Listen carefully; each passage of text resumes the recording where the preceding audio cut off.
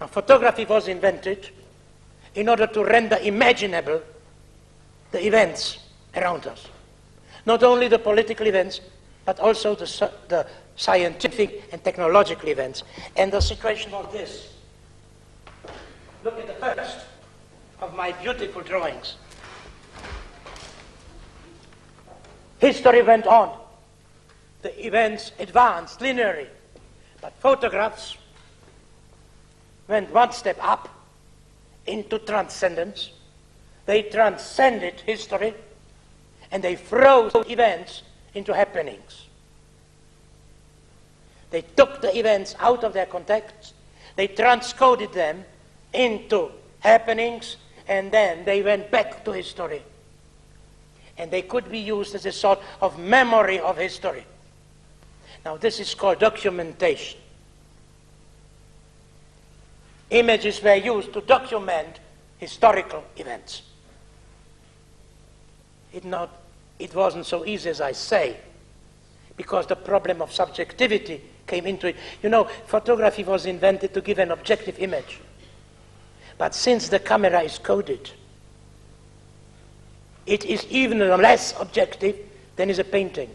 Still, the ideal was that there is history, and then there is a photographer, and he steps back from history into something which we might call mystical transcendence.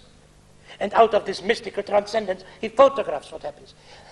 You know, there is a problem. The moment you step back from politics into image, you can have no point of view. The political point of view is lost. Because the moment you get out from politics, you can see that every event has many possible points of view. None of it is correct. And what you can do is multiply points of views. You dance around the event. And the more you collect points of view, the better is your image. So that a photographer who dances around events, look at the people with the camera. There are dancers, they are Husserlian people. They try to be phenomenological. Of course, they don't succeed because, you know, image makers do not think. They cannot think. Thinking is anti-image. Now, they dance around it. And by dancing, by collecting points of view, they destroy ideology, which is the insistence on one point of view. If you hear political people speaking, they say, my point of view is the right one and yours is the wrong one. But if you listen to a photographer, will say, every point of view is the same. The problem is how many points of view I can collect.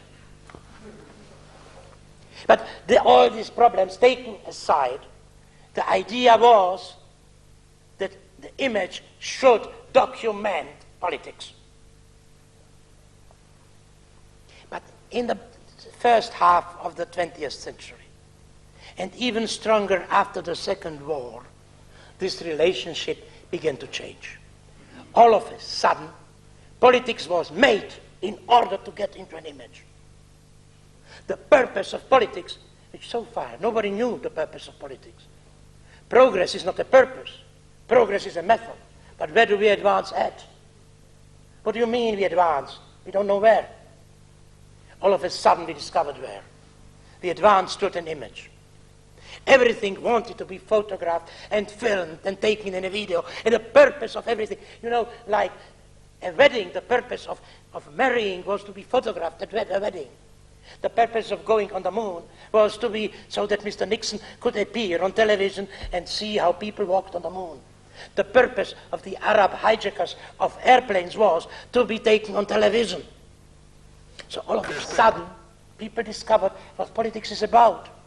Politics is aimed at being taken, aufgenommen, in an image. And you know, this created a curious phenomenon.